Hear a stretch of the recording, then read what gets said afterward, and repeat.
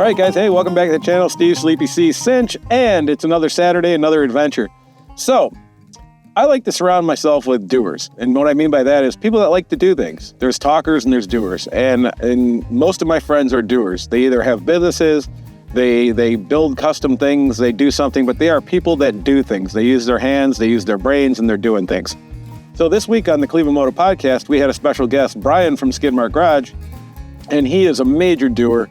And I really am impressed with him and what he's doing. So if you're not from Cleveland, you might not have heard of Skidmark Garage, but Skidmark Garage is a motorcycle kind of co-op where you can pay, it's really a nominal fee. I think it's like $180 a month or something. And you get a complete station with all the tools you'll need, a place to work on your own motorcycle. And more importantly, the garage is filled with excellent mechanics that are more than willing to help you when you get stuck. They're not going to do it for you, but they're going to teach you how to fix your own bike. And so you've seen a lot of people go that had zero experience and get completely empowered by the fact that they built and fixed their own bike the way they wanted to do it, but they also had the help of experts. So on top of the co-op, Brian also does a thing called MotoGo, and this is so awesome that I'm super stoked to feature this. But he is bringing shop class back to high schools. But what's really interesting is when we were talking to him, not only is he teaching kids how to work on CB350s, use their hands, solve problems, but he said, and this is really interesting, he said that he's teaching these kids how to fail, and that a lot of kids don't know how to do that, and that's why they're having tantrums and stuff. So when you're working on a motor or you're working on something that you've never done before, chances are you are going to fail at it. But if that's the point of learning how to do it, then that's what you do. So anyways, we're going to go there. I'm going to let Brian tell you all more about it. All right. So today, we're at some really cool place. I've been wanting to come here for a while and talk to this guy for a while. Every once in a while, you meet somebody that is a doer. They do things. You hear people talking about doing things, but Brian does stuff. So instead of going into it, I'm going to let you. So where are we right now? You have two things that's going on here. They kind of work together, but at the same time, they're kind of separate. So where are we right now? Now we are in the Skidmark Lounge, which is part of Skidmark Garage. Skidmark Garage is where people pay for a membership, like a gym, and they buy a month membership, and they can bring their bike in and leave it here for the month, and then come and go as they please 24/7. And the garage provides all the tools and all the specialty tools and the Wi-Fi and the help of other members. So what I get from this is that you kind of were like that if you build it, they will come kind of thing. So like you built a place for the motorcycle community that might not have places. Like if you were living in an apartment, you're a 28-year-old guy and you're into bikes and you have nowhere to work, you're offering a place for them to come and not only work on their bike, but give them the tools that they may not have. And then because of how many people are here with the different experience levels, now you have a community kind of self-supporting itself. Right. That's awesome, man. After being open for a couple of years, there were several guys that joined, and they would mention casually, yeah, I've got all those tools at my house in my garage. And I remember thinking, well, why aren't you working, why are you paying $180 a month why aren't you working in your own garage? And the answer every time was the community. Mm-hmm. And I don't like working on my stuff alone. I like having people around, and I like just the atmosphere of the place. And if you think about it, like people pay way more than that to join a golf club or a bowling league or all these other things, right? And a lot of times, like if you're not into those sports, you end up doing it just for that community, you know? So this way, if you're into motorcycles, mechanics, something like that, you get to do what you actually like, and you're still going to the club, if you will. Yeah. Because I have noticed that sometimes guys don't come to work on their stuff, they just come to hang out. Yeah. Yeah. Or they come specifically to help other people out, and they don't even touch their own bike for the 5 hours they're here. Right. How did this start? Because obviously this didn't happen overnight. No. I had an old Volkswagen and drove it to Los Angeles and didn't know what I was doing with it. And it kept breaking down. I didn't know how to fix it. My mechanic felt bad month after month, taking all my money when I had no money. Right. And eventually he started lending me tools and said, here's how to do this. Go to your house and do it. Don't bring it to me. I started working on it myself, and that kind of woke me up to the idea of working on my own stuff. Mm-hmm. And when I moved back to Cleveland, I was on my way to CSU, and I saw an old Honda CB750 on the side of the road, and I'd never ridden a day in my life. But for some reason, this ugly 1978 brown bike was screaming my name. Arguably not that ugly. I mean, personally, I kind of like it a lot, but I love it. But, after I learned that the 76 and previous were cooler looking. Yeah, right. So I bought that, and I already had the confidence to screw around with it myself. But there were things I couldn't figure out. So I wrote it to the local Honda dealer, and they were like, no, we're not going to work on that. And it was bought from them in the 78. So I figured there's no way they wouldn't work on it. And I was so frustrated, and I didn't understand.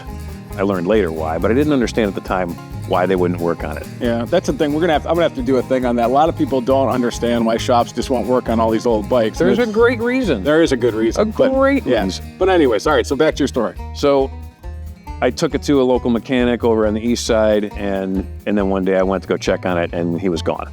Oh. And all the bikes were gone. And I had no way to get a hold of him.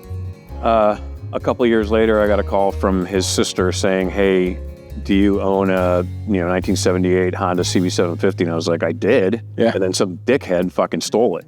And she's like, well, that dickhead is my brother, and he went to prison. And this bike has been sitting in his neighbor's backyard for a couple of years. Cylinder, things were open and exposed and everything rusted. Yeah, of course. So I went and picked it up, and then I started working on it in my own home garage, and my neighbors started coming over and hanging out, and it kind of made me aware that people love to get together and just work on stuff. Yeah.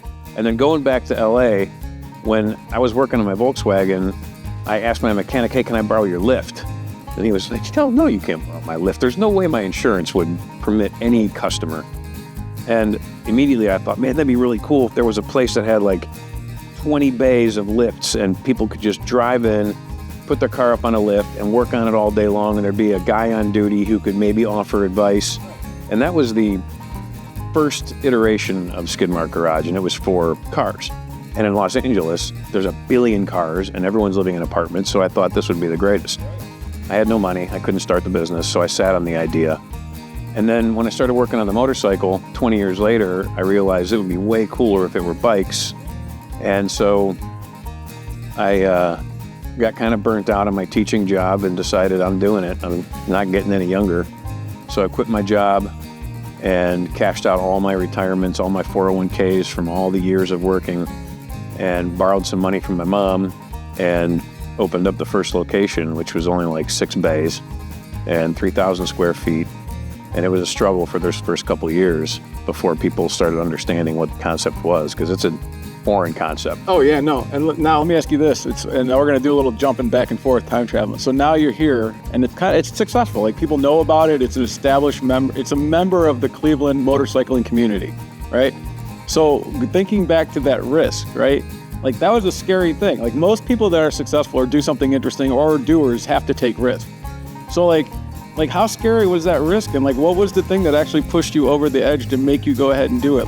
The one thing that made me jump, as stupid as it sounds, was I saw a video of Jim Carrey speaking at a graduation, and the one thing he said was, you can either not go after your dream and you'll still might fail at whatever you're doing in your day-to-day, you still might lose your job, or you can go after your dream and start the business that you want to start, and it might fail or it might not. But either way, you've got just as much chance of failing at everything that's happening. Why not take the chance? And that, combined with my now wife telling me, listen, if it fails, we've got family and friends that will help pick you up. And you might lose a lot of money and it might suck for a minute, but you'll end up getting a job afterward, and you might be in debt for a while, but you'll end up on your feet someday. So just do it. And you tried something that has the potential. I lost a ton of money and lost pretty much everything I owned just from a divorce. so I think that bet was a lot better, I think. So, all right. So Skidmark Garage is kicking ass, doing its thing. It's become a scepter of the motorcycle community here in Cleveland. But you're also a teacher. You've been a teacher. That was your profession, correct? Yeah. Before that. And so you also love to teach people. And so this is the part that's really exciting to me. I'm a huge believer. Again, like I say, I like people that do things. But also I see my kids. I have a 21-year-old, a 19-year-old, and a 10-year-old, and like I try to make them learn things because a lot of times they just don't want to. So you have a whole generation of kids not really knowing how to do anything. And you saw that, and so what did you do? So I decided to start a nonprofit. My wife and I started a nonprofit, and it's called MotoGo. And the idea was to get kids to learn with their hands. Mm-hmm. In this day and age of tons of testing in schools, and schools funding being determined by how well the students do on tests, schools, rightfully so, eliminated the things that we all had access to. So they eliminated art, music, shop class, all kinds of electives. And shop class disappeared, and no one was able to really foresee the damage that would do, because there was such a huge push for everyone to go to college. Oh man, you're my age. In the 80s, that was not an option. Correct. Like I remember I wanted to go to vocational school because I went there in Nordonia. There was a great CVV, whatever, the Cuyahoga Valley Vocational School up there. Yeah. I'd go for a tour of it. I'm like, oh, I want to do this. No, you're going to college. There's no jobs for people that don't go to college. It was terrible. Yeah. That was my dad. Yep. So I never got to, I didn't take shop class. No, me neither. My dad wouldn't let me. All right. So I had to learn the hard way through the Volkswagen and through the CB750 of the joy of using my hands, and what using my hands changed my life. That made me want to learn. Yeah. Up until then, going through school, everything was memorizing. And I thought memorizing was learning. And then I realized I never learned a damn thing, and I wasted all of high school. And when I used my hands and got to experience what it was like to really learn, I went back to college because I had flunked out. And now that I knew what learning was, I could apply that mentality to all my classes. And even though I was still sitting in a chair, looking at a board, listening to a guy lecture, reading a book, now I had a completely different outlook on learning, and it changed everything. And I knew that I couldn't let a whole generation of kids go through school without really learning. Right. So once I figured out that that it was using your hands that would change the way kids learn, I started the shop class to bring motorcycles to schools.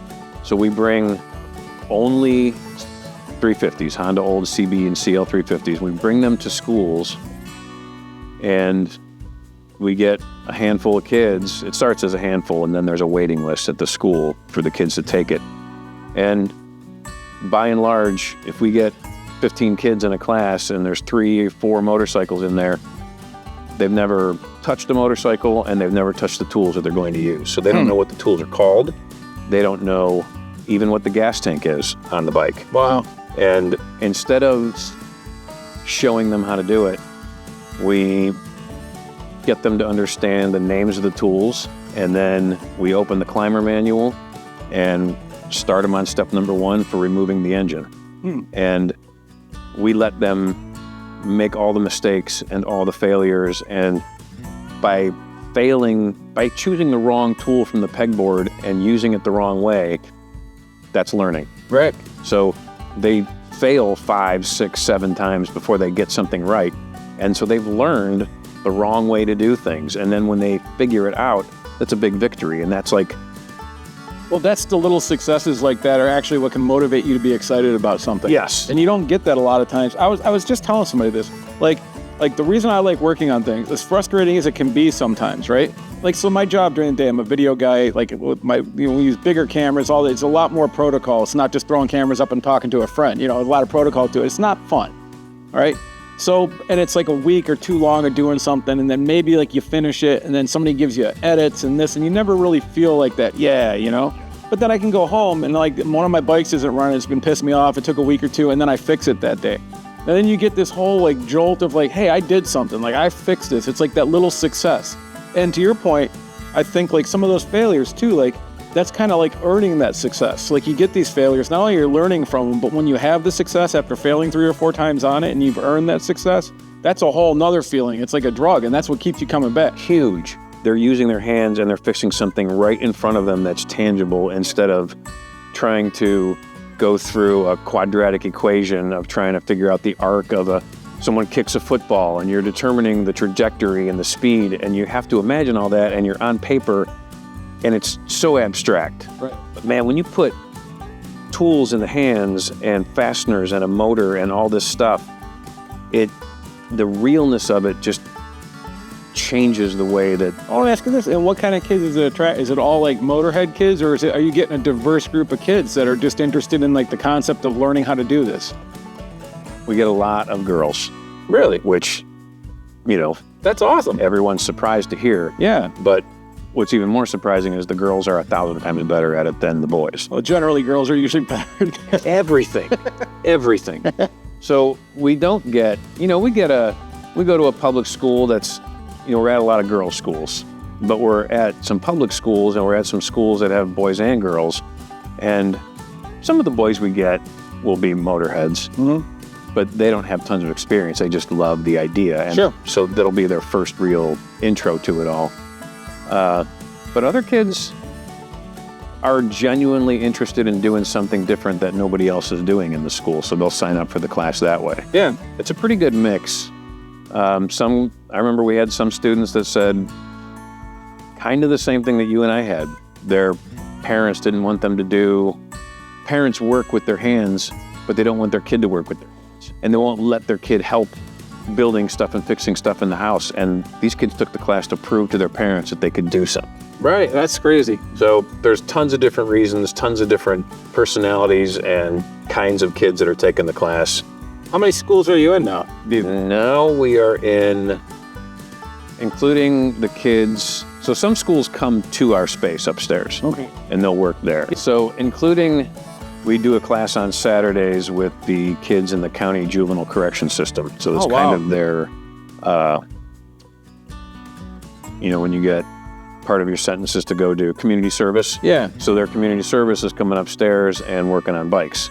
So they don't really understand why they're doing it, but we got to prep the bikes before we can bring them to another school.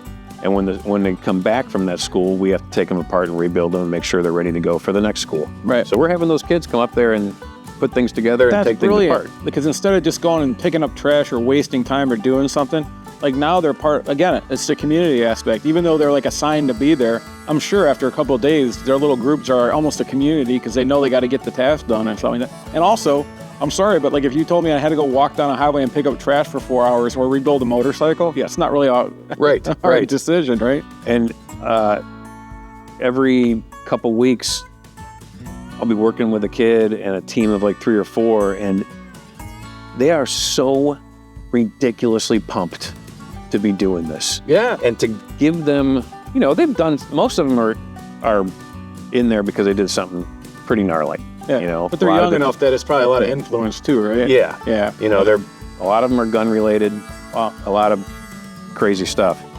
And to just throw them at the bike and say, here are the tools, figure it out, and give them that trust and let them, the leader of the 3, they don't know each other. None of them do.